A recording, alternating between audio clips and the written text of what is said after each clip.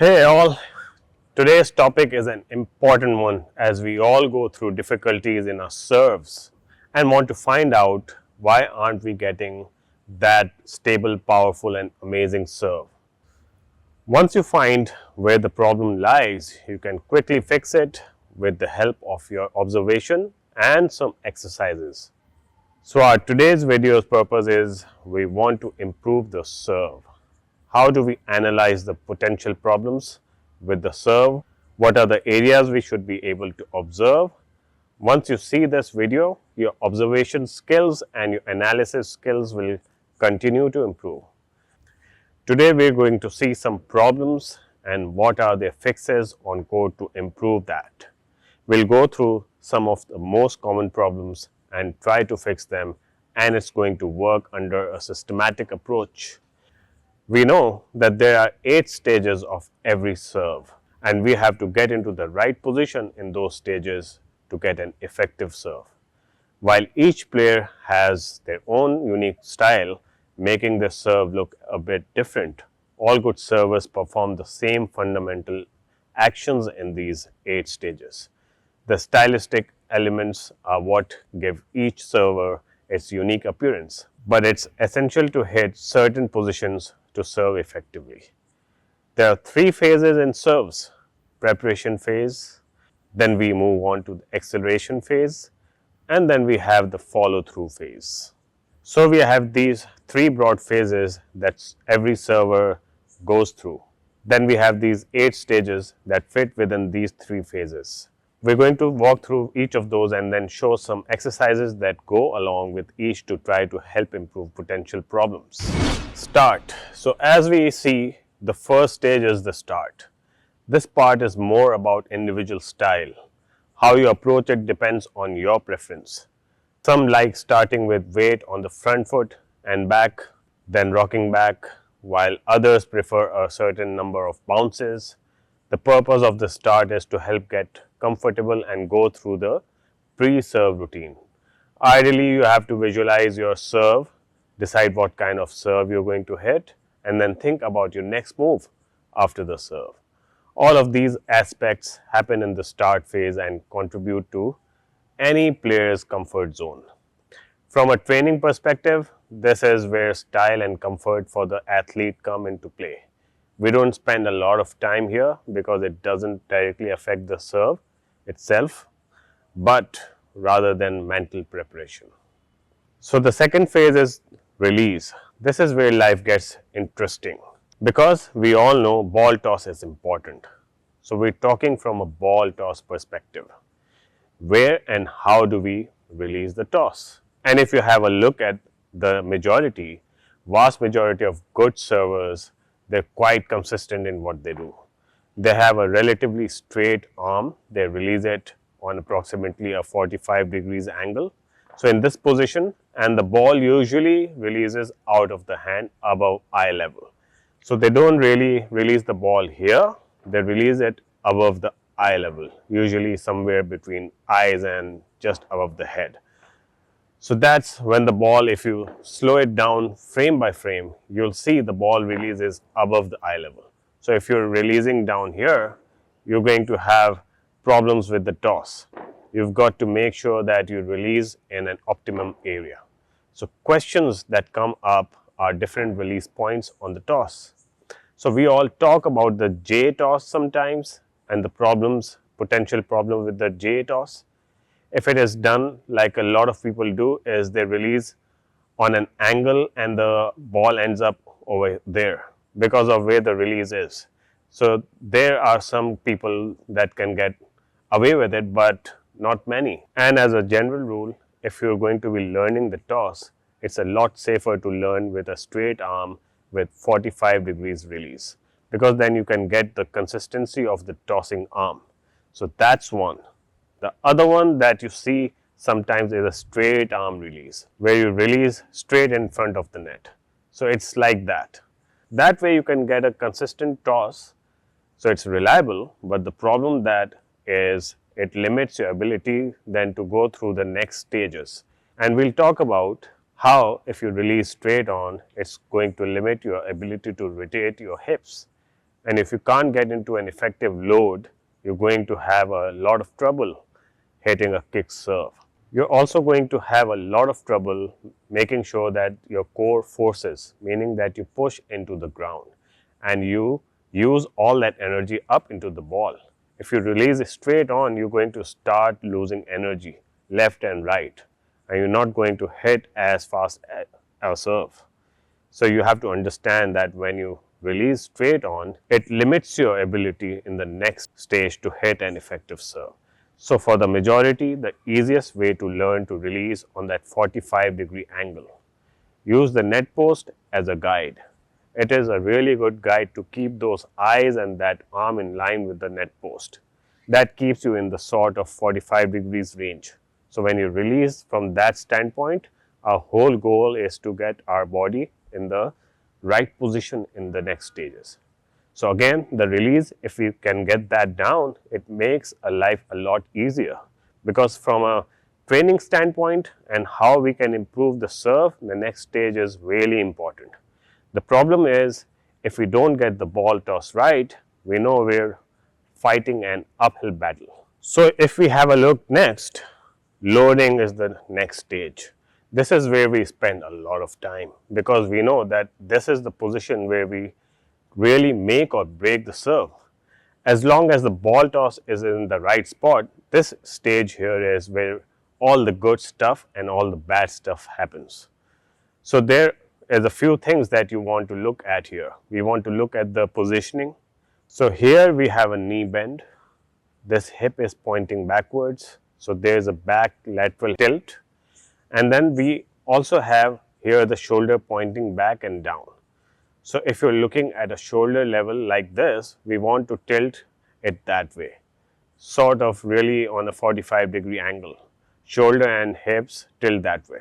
Let me show you a couple of positions so you can see. So I'm going in a loaded position. So if you can see from this, so I'm in a loaded position. So here, what we're looking at, there's a few things. This position here, angle line, and the hip position. So I am leaning back in that loaded position. So that question then is, if I do a knee bend without dipping, so we get a lot of players that do this, where they get into that loaded position, but they just drop straight down. So the problem here is we're not storing the energy in the right spot, because if we drop straight down, when we come up, where does all the energy go? It goes straight up. And what we want that energy to go out and into the court. So if you drop back down into that bended position the right way, so here I am. When I come up, I come out into the court. So that's a real big thing that we see a lot of times. We get a lot of younger kids, especially when we say bend your knees, get into that loaded position. All they do is that they squat. They drop down, and that's not necessarily what we want. We want to make sure we get into this position. The question becomes, if they don't get into that position, then why not? Have a look here. This is one really good exercise I'd like to do. I've got resistance band tubing. All we're going to do is to put ourselves in that position, into the load. So I'm going to pull against the resistance and pull back using my hips to drive. If you go here, you get in the service position. So you go in the serve position, put the weight a little bit higher than you are, so you're coming on a downward angle. And now drop using your back hip into the load, keep that wrist close to the face, and then keep that tossing arm up, because we want to mimic the serve. A little bit lower with that elbow.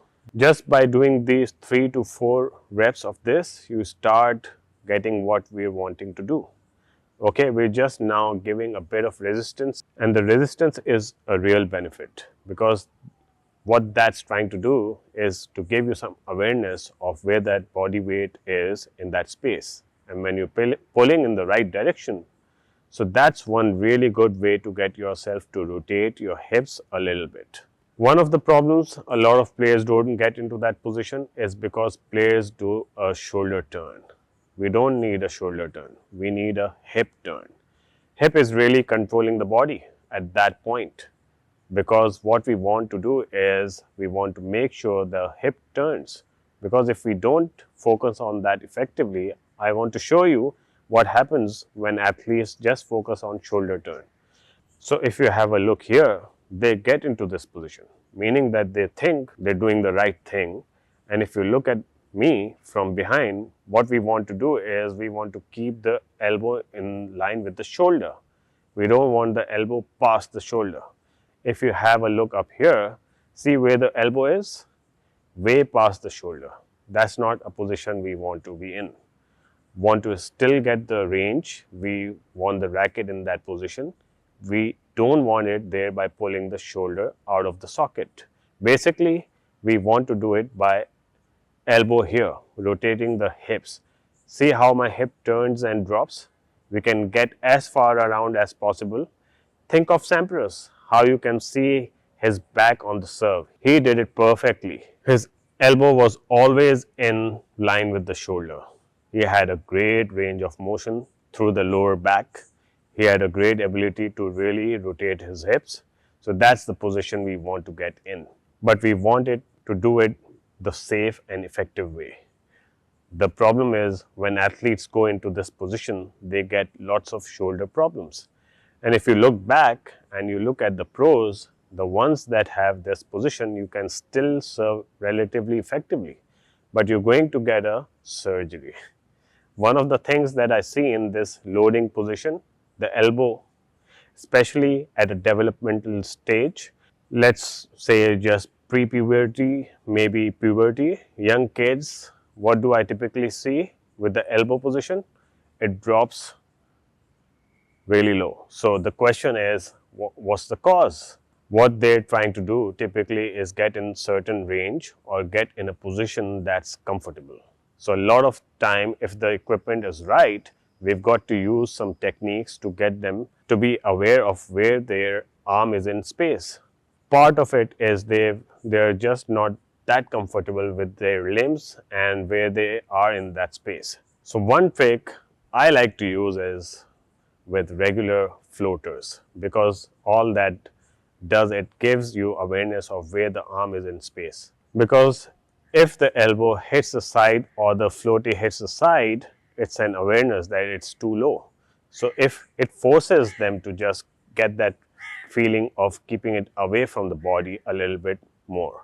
The next thing we see in that position, which is pretty important, is if they do have a low elbow, then we start seeing them opening up, getting into the waiter position. If the elbow is in normal position, it's pretty hard to get the racket back into that position. So what we need to do then is to figure out how do we get the elbow up. So that's one strategy. The next is figuring out the tip of the racket. That can be a real friend from a visual standpoint. If you go into the service motion, the tip of the racket, if that starts to be like this or it opens up, we've got problems because it's going to end up in that position. So one simple strategy is to get your eyes on the tip of the racket. So if you can see the tip of the racket as it goes by your eyes, you're in a pretty good spot. So there's one strategy to keep you in this position. Most of you have heard a palm down as well. As you're coming back, going through this position, you want the palm down. This is the same thing, and that's another cue that allows you to visually see it. Because you're not necessarily going to see your palm, you can feel it, but you can see the tip of the racket. So a lot of goes into that stage, and if you don't get this position right, the rest of the serve falls apart.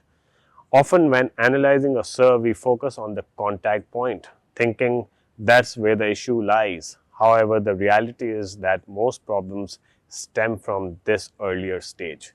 If we don't get this part correct, the contact point will always be off. So our goal is to use the body, not to use the arm. Every server gets into this position. Servers with traditional motion, abbreviated or semi-abbreviated, they all end up in the same position.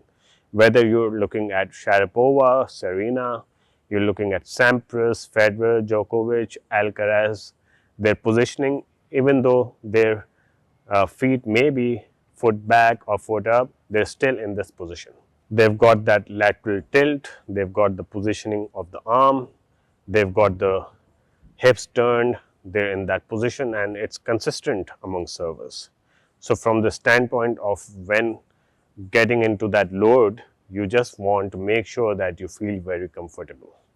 So one thing I want to hit on, make sure takeaway is back leg strength on the serve is a limiting factor. Most athletes, especially females, struggle to have enough strength in their back leg. For a right-handed server, the right leg, right hip is weak relative to what they want to do from tennis standpoint. It's strong enough for them to walk and run and kind of look like they're an athlete. It's usually not strong enough for them to do a strong serve consistently. We can do a couple of exercises. So let's do a single leg squat. Hopefully all of you have seen this.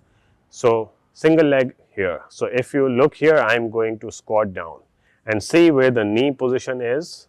As I squat down, you'll see in a lot of players where the knee buckles, and it's not the knee that's weak, it's the hip that's weak. The hip controls the knee position. So our hip strength is what we need to work on. So to work on that simple exercise, use some form of elastic tubing. So I put this around my legs and I just do the monster walk. Hopefully most of you are really familiar with this. So we get down low as we can, knees don't go over the toes. Sit back in your hips, chest up high. So we want to work on the posture, and now take a step out. Keep your toes forward, and you always want to make sure that you have shoulder width space between your feet. So what we're trying to do here is we're trying to burn out the hips. We're trying to make sure we have a good muscular endurance in the small muscles of the hip. Go about 10 steps one way and 10 steps the other way. As you get a little better, a little strong, you go a little longer as well. You want that muscular endurance. You don't want to be in that loading position in the first set. You want to be in that position for all 3 sets. Okay, next thing we do, similar to what I did previously, this loading position. I'm going to do it on one leg. So I'm going to get into that position, now in that serve position. So it's not easy now. This is hard exercise. That's why I wanted to show you how I looked like when I was on 2 legs and how I'm trying to do it on 1. Next thing we do similar thing, get a medicine ball or a dumbbell, or depending on your age and stage, make sure you go really light to start with and build up. So from this standpoint, I'm going to do a similar motion. So I'm going to get into the serve position, and I'm just going to come from here and hold the ball, come up and out. So you get from here, drop down and come through. As you get comfortable with this, you can tell someone to add difficulty in this by just going to put little pressure so that you have to stabilize a little more. The small stabilizing muscles of the joint have to work harder when you put a little vibration here. How much should you do it? You want to fatigue them out a little bit, because here it is not about absolute strength, especially for most players. For most of the players, the goal is to get the muscular endurance aspect high first so that you're stable and you can do it. And then you can start increasing how heavy the resistance is. So you should do at least 15 and do 2 to 3 sets. And again, there's a few different ways to do it. You can do this as part of an off-season or off-court workout that can be done in the gym as a specific exercise. You can also do it on court in between some serve. So if you do it for that purpose, it's a little bit different. You don't want to completely fatigue. If you're doing in the gym session, you would want to fatigue yourself. On court, you hit 5 serves, do 10 exercises, hit 5 or 10 more serves and alternate, so you can get the feeling of what you're trying to accomplish. So if you're trying to get base level, doing it off court is preferable if you don't have the ability to do it effectively. But once you're at a decent level, then alternating between serves and between some of these movements on court really elevates your progress. And once you start going it on court, you start seeing the connection. It makes you hit the serves better and gets you in the right position. Okay, let's look at the next position here. This is the cocking position, and what we're doing here. This is the turn that's come from baseball. So it's the exact same position in baseball. When the pitcher gets in that position, and that's the turning point between when they're storing energy in that upper body, so predominantly in the shoulder area, to when they're going to change from storing to releasing forward. You want to see where does the racket head or the tip of the racket face. Do you get it all the way down? Can you get in that position so that you're really facing down? If you're not, if it's facing here, then you should know you've got some range of motion issues. So then if you can't get full range of motion for whatever reason, there's a couple of issues usually in that. Shoulder range of motion, but it's also thoracic. So this area of the back, if that's tight, if there is a lack of mobility through there, you can't get into the perfect position. And one thing that is correlated among all the top servers, if you rattle off the 5 best servers that you can think of, they're all going to have one thing in common, and it's going to be their range of motion in shoulder and range of motion in the thoracic region. So you got to look at Sampras, Roddick, Serena, Isner, all the people that you would think of immediately as having phenomenal serves and phenomenal range in what they can do with their serve. Kick serve, flat serve, slide serve, they all have this kind of correlation. And that's one of the things, if you're not working on this, you're kind of missing a real easy fix. So I'll show you a couple of things that can help with this. There's 2 simple things that you want to do. First thing is to put your arms up and pull them back as far as you can, just by yourself. So you see where they are at. Then ask someone to put pressure here to see where they can get to. What you can do is you're looking at how close your elbow position is. If there's a big gap, that means you're reasonably tight, which isn't that uncommon. You see that a lot at every age. You see 12-year-old that are really tight in there. But do you know where the pros fall? The top servers fall on that stretch. Elbows touch or cross, all of them. So if you don't get there, you should know you've got some work to do. One big caveat, don't force the position. Remember, this is the most important takeaway from today. Is if you're here, the person who is helping you, or if you're helping someone, you're not just going to yank him or her as fast and as hard as you can, okay? You can do some serious damage. If you do that, what you're trying to do is slowly, gradually, over time, months and months and months, increase that range so that you can get closer and closer and closer. There are some genetic components to flexibility. So like everything else we do in life, you have a ceiling. Some people have a higher ceiling than others, so there are some people that will never touch, but you can get pretty close, even with some limitations. You've got to work on it daily. Don't do it before practice, do it after practice, slowly. Hold those stretches for at least 30 seconds up to a minute, and it's hard to do on your own like this. You're going to have to need some resistance. So there's a few ways you can add resistance on your own. Doorway stretch, have you seen that? Where you go in the doorway like this and you step forward, so you're pushing this way. So that's one thing to do on your own. The best way though is to have a competent partner or coach help you slowly pull those together. This potentially has some danger to it. If you overdo it, you have to pay attention. I don't recommend having younger kids doing it with each other. The other one is also triceps.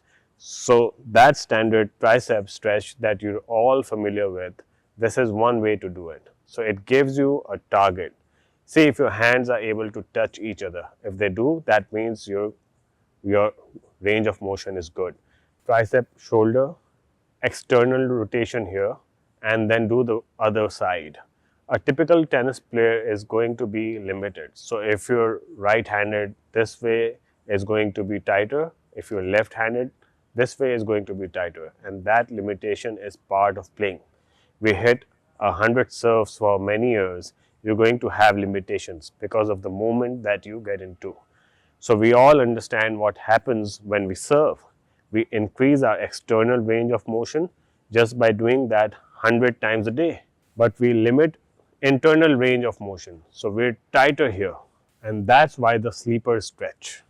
So we lie on the ground, elbow, shoulder about 90 degrees. One thing here, this is what a lot of people do.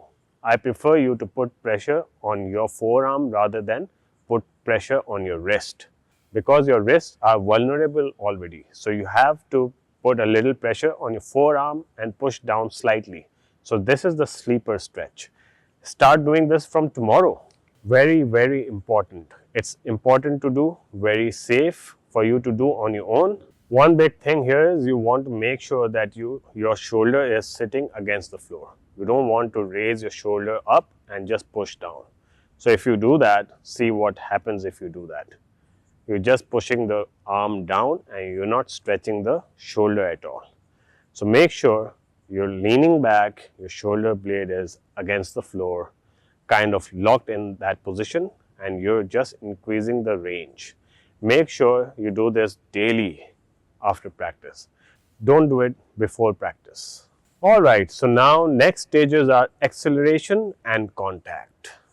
So if we have a look here now, acceleration, we're moving through. So here is out of your control. Hopefully you've done a good job of getting yourself to this point, because acceleration now is, the horse is out of the barn. Nothing you can do. You have left the floodgates open. Now you're off. So you've gone from loading, you've gone from caulking, you have stored all the energy, now you're releasing it. This is sort of where the rider meets the road. Now you've got to make sure you understand. You may have heard shoulder over shoulder. That's when the front shoulder is dipped, the back shoulder is over the top. So from a positioning standpoint, you're trying to be in this position. That's the kind of position you want to be in. The one concern is, it's not just shoulder over shoulder. There's also the hip position. You want the back hip to be over the front hip. So you can do shoulder over shoulder and keep your hips kind of stable, which is not what we want. We want the entire, it's called a lateral tilt. So you're getting the motion of the body out here. So that is really good position to be in. A vast majority of players don't get in that position. And the reason they don't get in that position is because they've screwed up somewhere earlier along the chain, previous stages.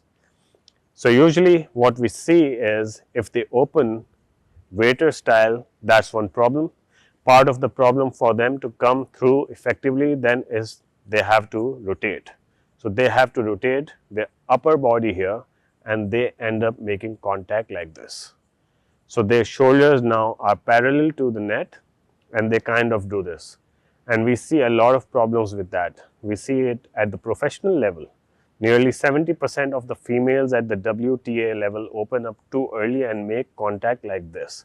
And they have a lot more injuries at certain parts of their body related to that. So you need to understand the negative consequences of opening up too early. It's not that you made a bad contact. The bad contact is a result of what's happened earlier in the position of the body. So you've got to really focus earlier. That loading stage is really what we've got to spend a lot of time making sure you are in the right position. The big thing to help with that, if you do open up too early, use a technique where you push your elbow in your side. So it's sort of like you're blocking a little bit. So you push your elbow into that side, that keeps you here. You can still kind of cheat somewhat, but it's pretty hard for you to open up when your elbow is in your side. The one concern when you try to do that is your first instinct may be to crouch. You don't want that. You want to make sure that if you push your elbow in the side, you also keep the chest up or keep the eyes up. So you're focusing on two things, not more. Elbow to the side and eyes up. Okay, the next thing you can do from a practice standpoint to get yourself in the right position. What you want to do is you want to get a 1 pounder. You can get 2 pounds if you want. Older and stronger people, adults, you may want to go to 4 pounds. But what we're trying to do here is put yourself in loaded position and trying to do a shot put from a service position. So you're going to be here and going to just push up and out like you would do in a serve. But what you're going to focus on is the block and then shoulder over shoulder. So what we're trying to learn here is to stay in this position and come through. If you do it outdoors, you can also try and go higher and try to jump. So we call this more of a tennis shot put motion. We're trying to mimic a tennis serve and a shot put motion at the same time. So here we load and throw the ball and block and eyes up. Alright, so now deceleration. Now here what we're trying to do is we're trying to get this long axis rotation, meaning that the shoulder, the elbow and wrist all work together. So as you go through, after you make contact, the racket face, the string side faces the fence. So we're looking at it from a racket standpoint. You make contact, after contact racket looks like that. Now that's one frame. When you video a player, you'll see that if they're good servers, the next frame it will be like that. If you don't have a good enough camera to stop it, you're going to see contact. The next frame you're going to see that. And it's going to miss that position and you go straight to that. Every player that hits a good kick serve can get into this position very well. Every player that doesn't hit a kick serve struggles to get into that position.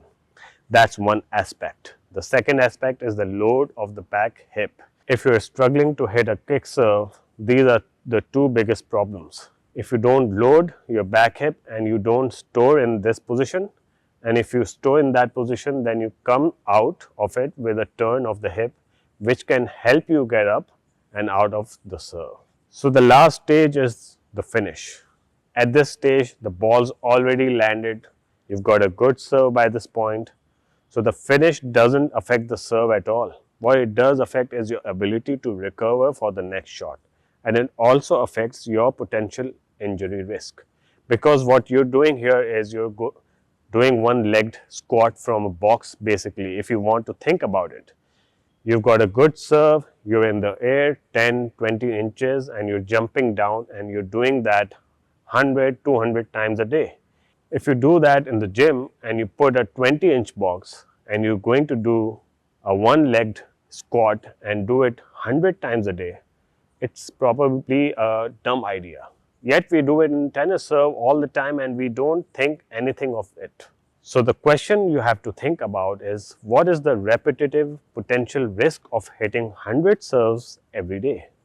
And are you doing things to try to offset that risk?